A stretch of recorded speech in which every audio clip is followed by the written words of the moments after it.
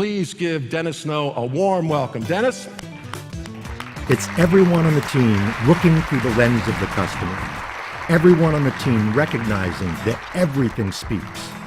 And everyone on the team creating those moments of wow. Has anybody been on this ride? The Tower of Terror. It's a pretty amazing ride. If you have not, what it is, it's this haunted hotel theme. And you go inside and you sit down in these special seats in these elevators, and it takes you 13 stories up to the top. And when you get up to the top, the elevator starts to shake, and it feels like it's breaking. And why people want to do this, I have no idea. I think that's the weirdest thing. But it's a 13-story free fall, where you literally come out of your seat on the way down. And these seats are Scotch Guarded.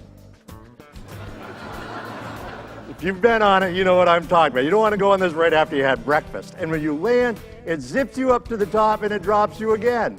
Now get ready for this. That one ride all by itself cost Disney World $100 million to build. Yeah, just that one ride cost $100 million to build. But think about this, when I ask people, what impressed you about Disney World? People say, it was clean. The people were nice. From a design perspective, that's kind of frustrating. But from a business perspective, I think it's very important because Disney World is not selling rides. What are they selling? The experience. The experience, because rides are commodities. There are a lot of places that you can go to get thrill rides. Now, the rides have to be great, but they can't compete just on that because you have so many choices. So it has to be the overall experience. So with that in mind, from the moment you arrive to the moment you leave, everything in between, that's the product because that's the experience. In one of the meetings that we had, Helen, that housekeeper, was there.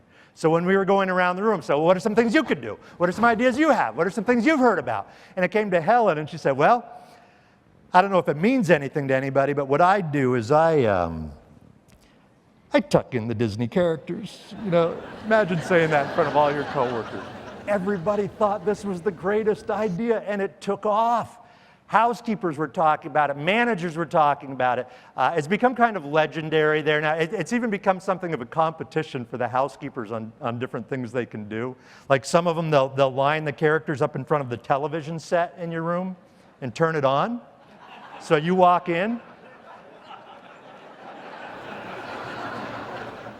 Just back away, kids. Just back away. All because a housekeeper who has a hard job said, I'm going to create some magic. But from a business perspective, how do we capture that? We need to look at everything that we do, every interaction that we have through the lens of the member, through the lens of the member. Because most organizations don't. They'll say that they do, but they don't. They'll say we look through the lens of our customer, but they don't. What would mediocre service look like or sound like at each step? And what would excellent service look like or sound like at each step? And here's the reason I suggest that you do it exactly that way. If you pull a step out of the service map and we're meeting with a team and you say, okay, what would mediocre service look like here? I promise you, as good as I know you are, there will be some steps when we start describing mediocre, somebody in the team is going to say, you know what? That sounds a little bit like what's happening at that step right now. Which sounds negative, but it's not, because I'm not talking about poor service. I'm talking about that task-oriented service that sometimes we fall into. And it provides you, as an organization, a wonderful springboard for saying, well, if that's what's happening at that step, and we're saying that's mediocre, then what would excellent service look like? I was on a Southwest plane a while back.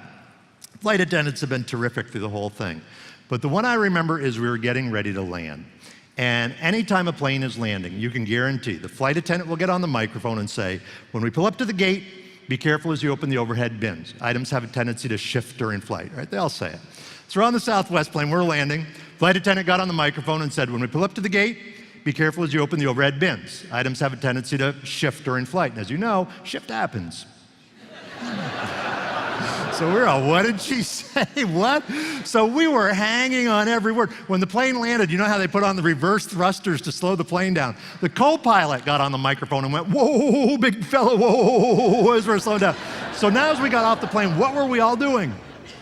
We were laughing, and that's not usually what you're doing. It's usually, get out of my way. Now, here's my business question for you. How much did that cost Southwest Airlines to do that? Nothing. To me, that's the beauty of it. It's not about money. It's not about time, because remember, the flight attendants have to give the spiel. It's the law. They have to give the spiel. So it's not about time. It's not about money. It's about looking at what we put our customers through. And I will tell you, it all comes down to what we put our customers through, the processes that we put them through. And we need to see these moments through the lens of the customer. Everything speaks. Everything speaks. Every detail, from the appearance of the studio to the tone of voice of somebody that I'm talking to on the telephone, every detail is either enhancing your brand or it's detracting from the brand. And a brand is a very fragile thing. People talk. People talk. Good and bad, people talk. Imagine you bring your family down to Disney World and everybody's excited, and you're out front and you're paying your money to get in.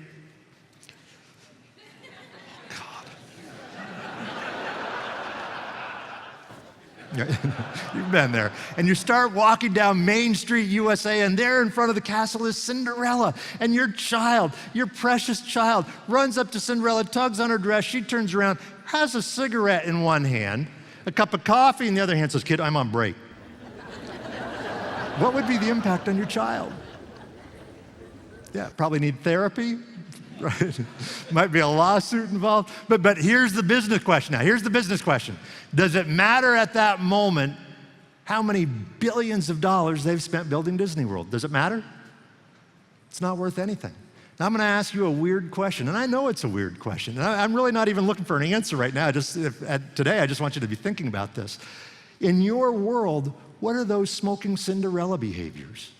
One of the Everything Speaks commitments is, as a cast member, as an employee, if you're walking through the park, you see a piece of trash on the ground, it is your job to go over and pick it up and throw it away. It's non-negotiable. And it doesn't matter if you're Captain Nemo or the Vice President of Marketing, you go over and pick it up and throw it away. When we can do some of those big things, we should. But where the magic is in those little wows. Let's say I had an issue about a product or a question about a product, and you helped me handle it. And then I get a call back from you the next day just to make sure, hey, anything else? Or, did that solve the issue? Now that's just a little thing. But you put enough of those little things together, and you've got something pretty special. Because here's the thing I would ask you to remember. Little wows add up. Hang on, I'm getting it. You're parked in Goofy 21, and you're thinking, oh man, these Disney people can read my mind. The key control, folks, is they hand the keys back. And again, let's say it's the dad that locked the keys in the car. And as we said, it's embarrassing. So as they hand the keys back, they'll try and save the dad's pride. They'll say something like, "I'm sorry the keys got locked in the car." Like it's their fault. "I'm sorry the keys got locked in the car." And the dad will always say the same thing. "That's okay." Always, always. The really tough ones say, "Just don't let it happen again," because then there's going to be trouble. Dennis Snow is an expert in customer service, employee development, and leadership. His customer service abilities were honed over 20 years with the Walt Disney World Company, beginning his career in 1979 as a frontline attractions operator, then moving throughout the company in various leadership positions, learning what it takes to run a world-class, service-driven organization. Dennis launched a division of the Disney Institute, which quickly became the fastest growing venture of the Institute and experienced repeat business of nearly 100%. He also spent several years teaching corporate philosophy and business practices to cast members and the leadership team. In his last year with Walt Disney World, Dennis's leadership performance was ranked in the top 3% of the company's leadership team. Dennis is the author of 2 books, Unleashing Excellence, The Complete Guide to Ultimate Customer Service, and his newest, Lessons from the Mouse, a guide for applying Disney World's secrets of success to your organization, your career, and your life. I do promise you this, if you're seeing through the lens of the customer, if you're paying attention to the details, if you're creating those moments of wow, while we're probably not going to get to the tattoo, we get to the loyalty. And I think that's worth every moment of effort that we put into it. I hope that these ideas have been helpful for you today. Thank you all very, very much for your attention. Enjoy the rest of the conference. Thank you all very much. Thank you.